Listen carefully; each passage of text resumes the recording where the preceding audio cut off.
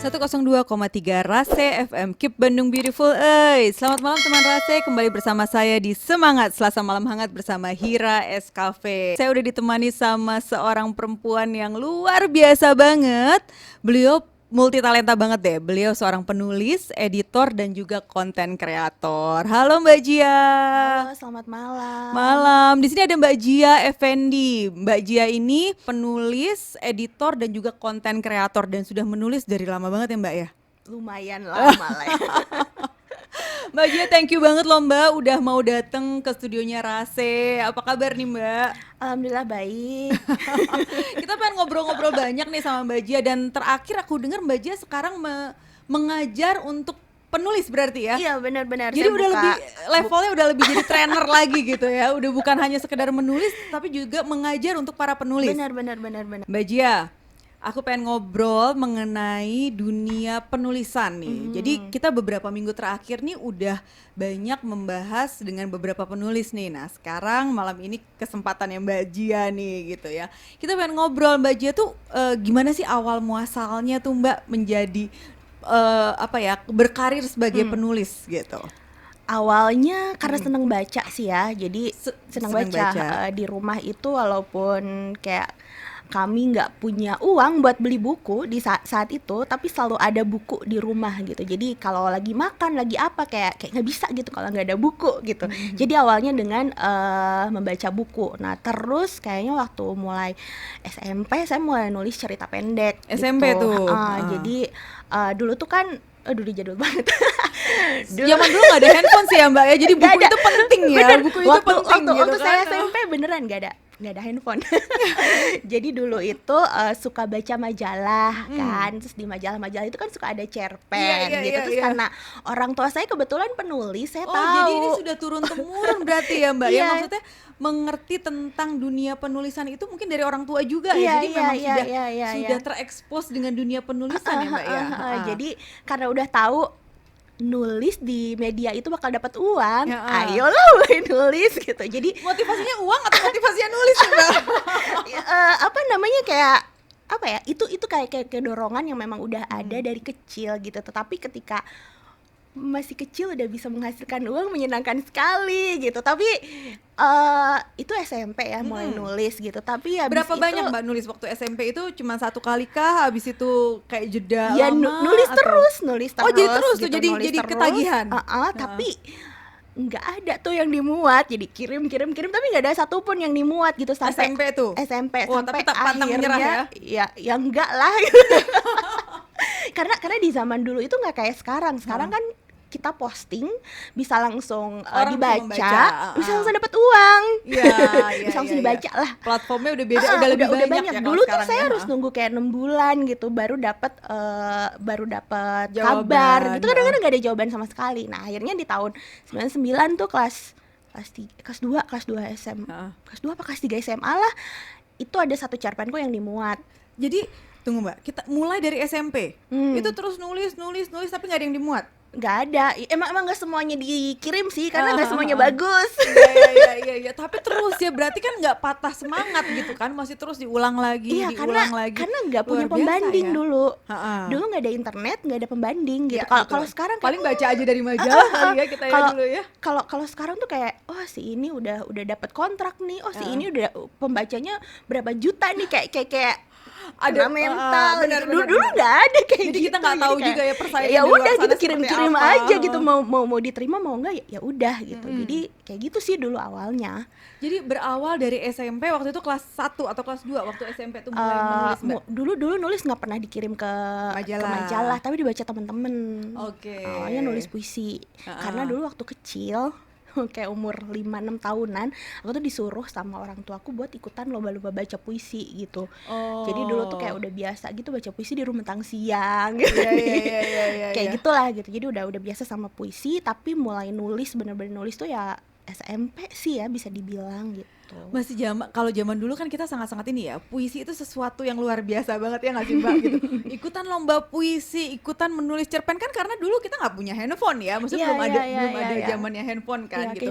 Temen Rahasia nggak tahu tuh ya, temen Rahasia ada yang pernah mengalami nggak masa-masa di mana belum ada handphone, kita hanya sangat-sangat bergantung terhadap majalah. Aku tuh dulu waktu kecil juga sama tuh Mbak, kemana-mana bawa majalah, karena seneng baca kan gitu, kemana-mana bawa majalah. Tiap-tiap ada loker orang yang jualan majalah atau koran tuh kan beli majalah gitu. Dan memang ya kayaknya tuh pas baca cerpen gitu kan kayaknya keren ya kalau cerpen gue bisa muat di sini. Majalah gitu itu kan sumber kekerenan ya. Betul, gitu kayak orang-orang yang jadi model majalah yang gitu, fashion dan segala macam tuh adanya di majalah. Jadi ketika karyaku ada kayak di 2 halaman majalah yang keren itu kayaknya wah gitu, aku terkenal gitu, padahal nggak juga ya.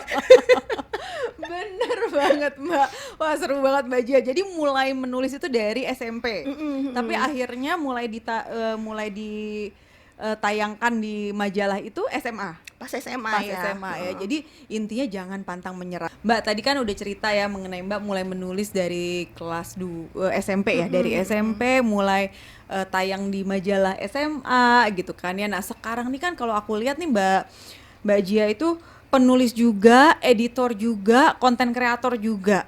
Itu gimana caranya Mbak? Dikerjain aja sih.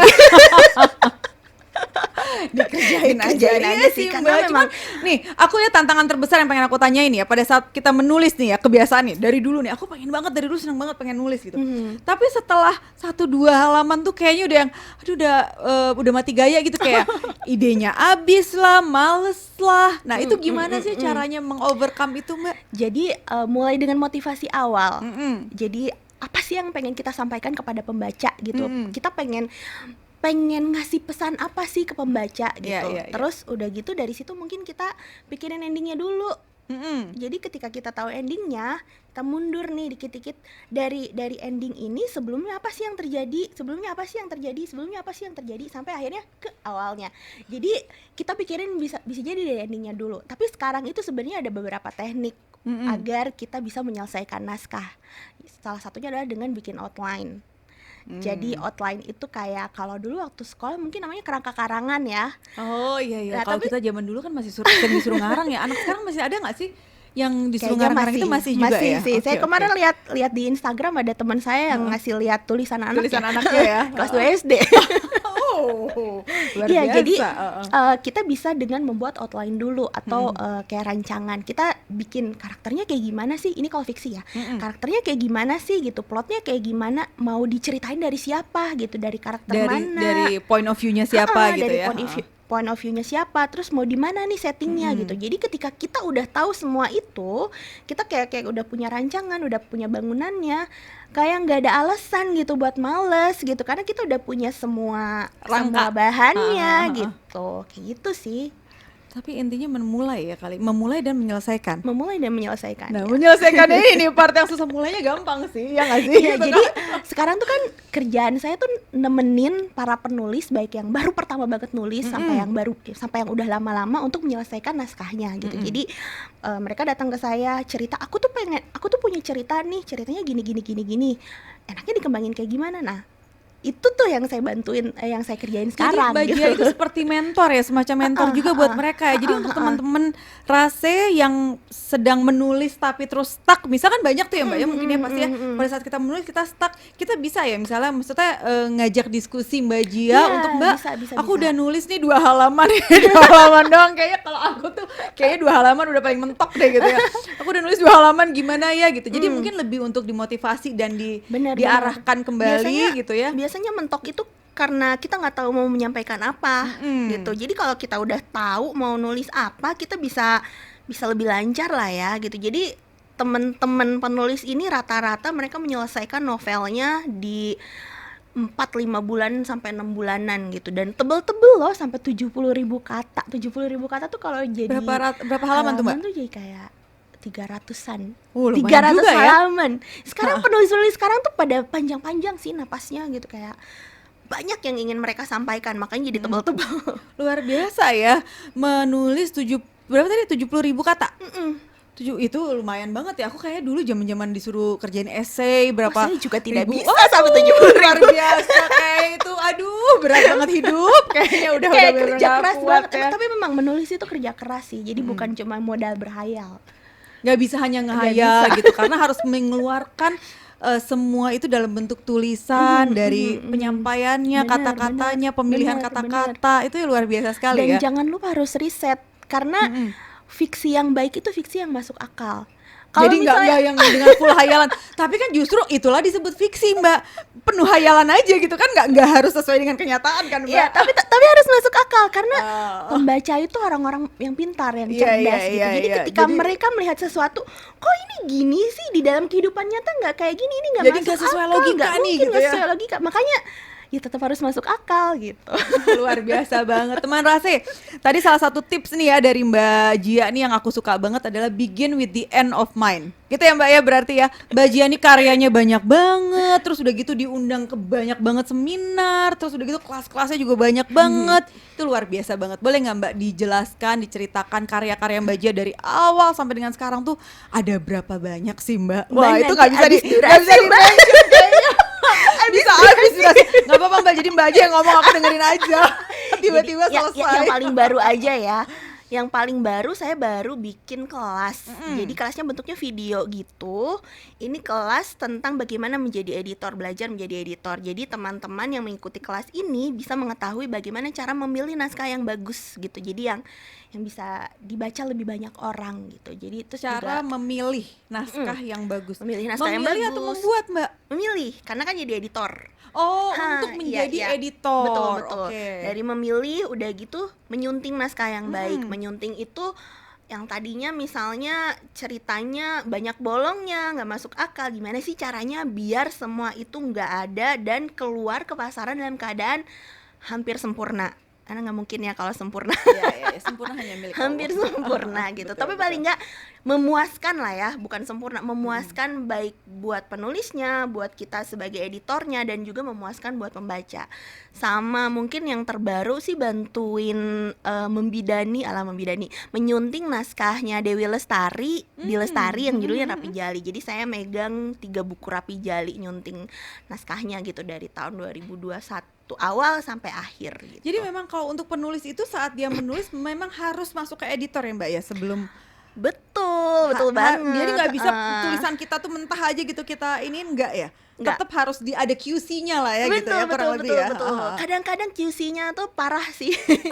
Kadang-kadang Tapi saya itu tidak akan merubah kan menulis itu sebuah karya ya, dalam artian kan suara hati si penulis gitu ya ibaratnya gitu kan, apapun yang dia tuangkan dengan bahasanya dia, dengan gayanya dia. Nah pada saat mengedit itu apa aja Mbak, dan bagaimana caranya supaya tetap tidak menghilangkan khasnya si penulisnya itu sendiri gitu? Ya.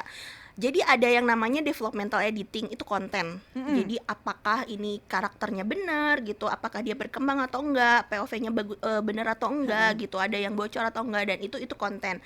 Lalu ada yang namanya soal proofreading, itu dua hal yang berbeda gitu. Jadi satu pertama kontennya dulu yang dicek.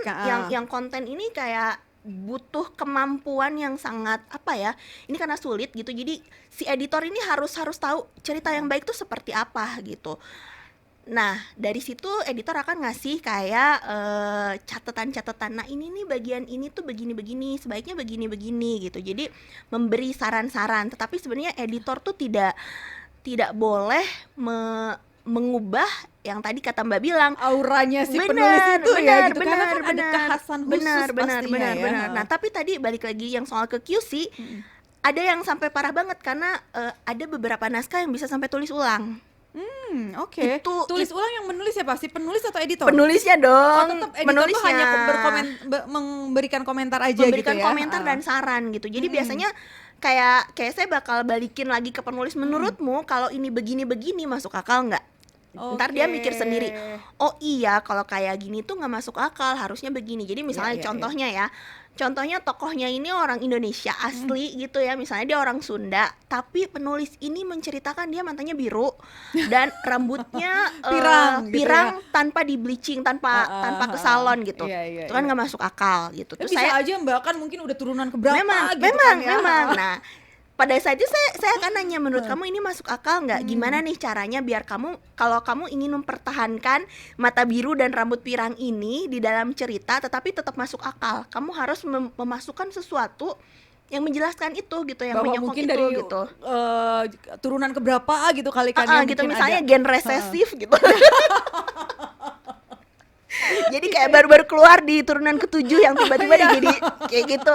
Jadi harus Itu ada kejadian satu dari penjelasannya. sekian nih. Kayak gitu.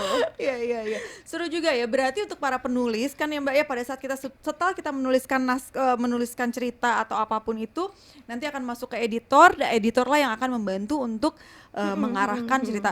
Jadi ibaratnya melihat dari kacamata ketiga kali ya Mbak ya gitu ya, atau kedua kali ya berarti ya kalau Dari kacamata profesional sih iya, sebenarnya. dari kacamata profesional. Oke. Nah, teman Rase, yang teman-teman yang ingin menjadi penulis atau sedang menulis, kalau lagi butuh editor bisa nih ke Mbak J Effendi. Bisa ya, Mbak?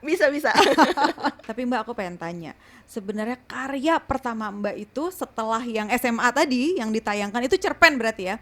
Cerpen ditayangkan, setelah itu apa nih Mbak? Kayaknya abis itu pas kuliah deh. Pas kuliah kayak 2-3 tahun kemudian, karena dari SMA pas ke kuliah tuh kayak beda ya hidupnya. Yang tadinya dulu sama orang tua terus ngekos gitu. Jadi kayaknya pas kuliah tuh saya nggak terlalu banyak menulis, sampai akhirnya kayaknya di tahun ketiga kuliah tuh baru mulai nulis lagi gitu. Terus pas kayaknya baru ada lagi yang dimuat itu pas lulus kuliah, berarti Itu masih majalah, masih ke majalah lagi. Masih di majalah. Lulus kuliah jadi banyak nulis karena sempat nganggur 6 bulan gitu, habis lulus nggak dapat kerjaan gitu. Terus ya udah gitu, habis itu kerja di stasiun TV, Mbak. Oh, oke. Tapi di perpustakaan gitu. Bagian? Di perpustakaannya, jadi bagian HRD. Jadi dulu di stasiun TV itu HRD-nya punya perpustakaan buat karyawan. Nah, di situ tuh karena gabut ya. Jadi kerjanya baca buku gitu, terus nulis. Malah seneng ya, karena emang Gabut hobi juga kan. Tapi kayaknya seneng dong kerja di perpustakaan kan semakin banyak. Karena dulu saya kuliahnya memang jurusan yang mau perpustakaan. Emang di situ kuliahnya. Emang dunianya bener-bener buku. Gitu. Terus ya udah pas mau resign dari stasiun TV itu, aku nerbitin buku pertama. Apa tuh judulnya Mbak? Fiksi kah, non fiksi kah? Fiksi. Judulnya Nyonya Perca, itu kumpulan cerpen. Nyonya Perca. Oke. Jadi itu kayak kumpulan cerita-cerita yang pernah dimuat di majalah. Jadi dulu saya pernah dimuat di Femina, di Aneka Yes. Yang pertama tuh Aneka Yes, udah gitu sempat di Esquire. Pernah juga nulis di Cosmopolitan. Kalau di Cosmopolitan lebih ke non fiksi sih. Jadi dulu saya cerita tentang bagaimana bertemu dengan suami. Luar biasa ya. Semua intinya apapun kontennya itu bisa di-deliver dalam bentuk tulisan ya Mbak ya. Bener. Kalau penulis lagu itu kayak patah hati bisa jadi duit, Bisa jadi balik duit. lagi Bener, jadi duit. Kayak Taylor Swift. Bener banget, patah hati pun bisa jadi duit ya kalau penulis ya. Bener. Bisa jadi puisi, bisa jadi lirik lagu, jadi lagu, bisa booming jadi deh. macam-macam, bisa jadi film. Aduh, seru banget Mbak. Tadi kan itu kan karya, jadi memulai novel itu setelah lulus kuliah ya. Udah kerja. Setelah itu berapa banyak Mbak buku yang sudah buku cetak deh gitu ya. Kita ngomongin offline deh. Buku yang terbit tuh 12 apa 13 ya. Karena lumayan ya. Ya udah lumayan sih, tapi kebanyakan memang kumpulan cerpen sih. Jadi lebih senang nulis cerita pendek ya. Karena ya itu tadi napasnya pendek, nggak kayak teman-teman yang 70.000 kata itu. Aduh, dan setelah itu masuk ke online, ke platform online ya. Platform online sebenarnya saya masuk ke platform online karena kerja di situ. Okay. Karena jadi bagian dari apa namanya ekosistemnya gitu, jadi editor di sana gitu, jadi ikut nulis juga gitu. Oke, teman-teman enak banget ya kalau zaman sekarang nggak hanya harus menunggu dari majalah, udah banyak banget platform untuk teman-teman bisa menulis, baik itu kirim ke majalah, baik itu buku cetak, tapi sekarang udah banyak banget, bahkan di sosial media pun kita sudah bisa berkata-kata ya Mbak ya gitu ya. Benar. Dari semua Mbak pernah menulis, kira-kira konten seperti apa sih yang paling Mbak suka? Apakah biografi, apakah fiksi, apakah apa sih Mbak yang Mbak paling suka? berubah-ubah sih ya seiring dengan Gimana mood gitu ya? perjalanan usia sebenarnya. Perjalanan usia, aduh dalam ini Perjalanan ya. usia. Kalau dulu kan awal-awal ceritanya cinta ya, waktu remaja ya isinya naksir, udah gitu bertepuk sebelah tangan kayak gitu. Ini menceritakan pengalaman pribadi kah gitu? Ya soalnya Banyak biasanya nggak sih kenapa? penulisan-penulisan itu maksudnya sebenarnya itu base dari pengalaman pribadi? Karena kan itu sebuah karya yang mungkin luapan hati gitu, Cela, iya nggak sih? Kalau saya dulu iya. Ya, oke. Tapi gini, ketika penulis hanya menggunakan sumber cerita dari dirinya sendiri, pada akhirnya akan habis. Karena nggak tahu lagi nih abisnya nextnya karena- apa, kan kita nggak tahu juga Ya, ya. karena gitu, gini, Pak. karena gini, hidup kamu nggak selalu drama sayang. Oke, I like this one. Ingat ya teman rasa, hidup kamu nggak selalu drama. Jadi kalau nggak ada drama nggak usah dicari-cari. Kayak gini loh, maksudnya kita dalam seminggu yang benar-benar menarik dalam hidupmu tuh sebanyak apa sih untuk bisa dituliskan? Other than that is just a routine kan. Emang siapa yang pengen baca cerita kamu yang tidak ada dramanya itu? Yang baca itu justru yang penuh drama ya. Ya, Jadi iya. sebenarnya ya Mbak ya, kalau seseorang hidupnya itu penuh dengan drama, sebenarnya itu bisa banget jadi duit ya. tapi cut off-nya kayaknya worth it nggak sih, kalau gitu. kebanyakan drama malah kayak kamu udah sibuk ngurusin dramanya, nggak bisa berkarya. bener. Jadi kalau misalnya orang yang berkarya itu harus mencari drama-drama kehidupannya orang gitu. Biarin orang tersebut sibuk ngurusin dramanya, kita yang nulis gitu. Tapi sebenarnya sumber drama itu banyak banget sih di sekeliling kita gitu. Jadi maksudnya nggak usah ngambil dari hidup kita lah. Dari denger cerita aja kita udah banyak banget ya. Iya, Apalagi kalau bener-bener. sekarang ya Mbak ya. Bener. Sekarang kan kita, aduh gila, kita flooded by information ya di sosial media, di mana kita begitu buka tuh kan banyak banget drama yang kita baca kan gitu. Jadi kayak udah lupa sama drama hidup sendiri. Kayak dalam sehari tuh kayak ada 2-3 drama berbeda gitu kan. Kayak ongoing gitu tapi hidup orang. Iya benar-benar. Tapi kan itu ya Mbak, itu menjadi inspirasi untuk menjadi sebuah karya kan harusnya ya. Iya keren. Nah jadi Mbak, tadi kita ngomongin mengenai konten apa sih yang Mbak paling suka? Oke.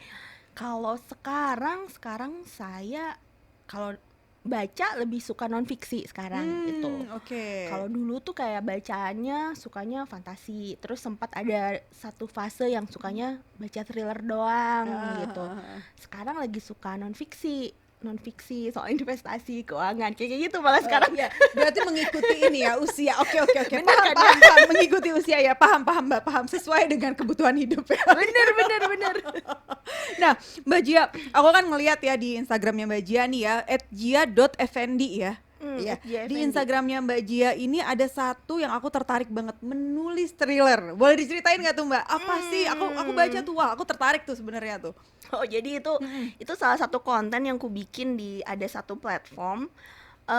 Dia online berarti ya? Online Maksudnya dalam bentuk bisa elektronik bisa ya? diakses online itu. Oke. Jadi waktu itu tuh lagi ada lomba tuh, Ya. ada penerbit lomba thriller, terus aku ngeluarin konten itu. Ayo silakan teman-teman yang butuh, saya bikinin nih bagaimana cara membuat novel Oh, thriller. itu tuh lebih ke bagaimana cara membuat Bener, novel thriller. Jadi bagaimana cara menulis thriller. Ini menarik banget. Aku pertama pas bener. baca, wih seru nih kayaknya nih gitu. Aku pikir tadi novel. Bukan. Oh, Jadi oke. itu lebih ke kayak kalau misalnya mau nulis novel thriller itu apa sih yang harus kita perhatikan gitu. Jadi dulu tuh aku suka baca thriller karena di novel-novel kayak gitu Thriller, biasanya penjahatnya itu kalah di akhir. Oke. Jadi penjahatnya kalah di akhir. Biasanya oke. penjahatnya kalah di akhir. Kalau jadi kayak baca thriller itu walaupun menyeramkan, walaupun menegangkan, jadi kayak eskapisme gitu. Jadi Iya. karena di dunia nyata kejahatan tidak selalu Kalah. dikalahkan. Iya, setuju. Minimal ya kalau kita buat cerita thriller, kita ada kepuasan tertentu bahwa penjahatnya kalah terakhir gitu kali ya. Tapi kalau dunia nyata kan belum tentu ya. Belum tentu. Itu membuat harapan pupus. Iya, jadi kayak novel thriller itu kadang apa ya, cerita-ceritanya tuh menyeramkan gitu ya, kayak Tapi misalnya memberikan harapan di akhir bahwa apa misalnya yang kamu lakukan jahat pembunuhan misalnya, akhirnya apa di yang ini ya, gitu. serem-serem gitu. Iya. Tapi biasanya penjahatnya ketangkep gitu. Kalau Iya, nggak iya. ketangkep, misalnya dia nggak ketangkep polisi, dia dia mengalami kesialan di akhir gitu. Ya, Ada ya. ganjaran buat penjahat gitu. Karena kita bisa membuat cerita ya, membuat skenario ibaratnya gitu kan. Kalau kita menulis sendiri kan kita bisa membuat itu ya. Pada saat baca berita di dunia nyata ya teng tong gitu kan, jadi kecewa sendiri ya. Tapi kalau pada saat kita menulis itu lebih bahagia lah ya, Ada karena closure gitu. ada closure yang jelas gitu. Ini seru banget kalau ngobrol sama penulis. Aku dari kemarin ini kan kebetulan memang yang kita undang penulis ya. Itu banyak banget insight-insight yang aku pribadi dapatkan. Mudah-mudahan teman Rase di luar sana juga banyak mendapatkan insight dari para penulis ya dari kemarin-kemarin ini. Pertanyaan terakhir Mbak Jia nih ya. Apa sih tips dari Mbak Jia untuk kita-kita atau untuk teman Rase di luar sana yang mungkin pengen menjadi penulis atau editor atau konten kreator? Gimana sih caranya supaya bisa tetap konsisten? Passion sih. Dari passion. Jadi mempertahankan passion itu sih. Nah, tipsnya mempertahankan passion. Karena apa ya? Selama 20 tahun jadi penulis, berbelas-belas tahun jadi editor, ada beberapa orang yang sudah tidak lagi menulis gitu karena berbagai macam hal gitu. Jadi ini kali ya, kita harus punya tujuan, purpose di dalam diri kita, kenapa kita menulis, kenapa kita jadi editor gitu. Kayak misalnya kalau pengen jadi penulis karena saya ingin menyampaikan isu-isu ini gitu misalnya, atau kalau saya pengen jadi editor karena saya pengen bantuin teman-teman penulis menyampaikan isu-isu itu agar sampainya bener gitu. Karena banyak gitu penulis yang misalnya pengen, contoh ya, pengen menyampaikan tentang bagaimana cara kita keluar dari KDRT misalnya. Ya, oke. Tapi karena nggak tahu cara menulisnya, pesan yang sampai malah ketika kamu mengalami KDRT, tetaplah bersama pelaku. Jadi bisa begitu. Oke. Bisa Ini begitu, isu yang sedang gitu. hangat ya gitu. Jadi apa ya? Ketika kita tidak menulis dengan benar, dengan baik, ya bisa salah gitu pesan yang ingin kita sampaikan. Jadi kalau misalnya teman-teman pengen jadi penulis, ya kita balik lagi apa sih yang pengen kita sampaikan ketika kita menulis gitu. Jadi harus sesuai dengan purpose ya, dengan goals ya. Kembali lagi mungkin begin with the end of mind tadi ya gitu. Jadi kita goalsnya dulu apa, tujuan yang ingin disampaikan tadi apa gitu kan ya. Lalu baru dari situ jadi kita membreakdown strateginya. Karena penulis itu punya tanggung jawab Secara secara moral. karena akan memberikan pesan tertentu ya. Bener, karena saya pernah dengar cerita misalnya ada tulisan yang bikin orang bunuh diri misalnya, kan kita nggak mau kayak gitu. Yeah. Ada tulisan yang menginspirasi seseorang untuk membunuh orang lain. Kayak dulu kan ada buku yang bikin seseorang menembak John Lennon kalau nggak salah. Ada buku yang kayak gitu. Kan kita nggak mau menulis cerita yang pesannya seperti itu. Jadi jangan sampai salah pesan ya. benar. Jadi ya gitu, balik lagi kalau misalnya pengen konsisten, ya kita balik lagi dengan apa yang ingin kita sampaikan. Kalau kita udah nggak ada lagi yang ingin disampaikan kepada orang-orang, ya udah gitu, ngapain terus menulis gitu. Oke Mbak Jia, luar biasa banget teman Rase. Semoga teman Rase di luar sana mendengarkan pesan-pesan dari Mbak Jia untuk tetap mempertahankan passion gitu ya, dan juga mempertahankan pesan apa sih yang ingin teman-teman sampaikan gitu ya Mbak ya. Mbak Jia, thank you banget, terima kasih banget Ya, sudah datang ke sama-sama. studio Rase malam ini. Dan untuk teman Rase jangan lupa tetap dengarkan Semangat Selasa Malam Hangat bersama saya Hira S Cafe setiap Selasa malam jam 7 sampai dengan jam 9 malam hanya di 102,3 Rase FM. Keep Bandung beautiful,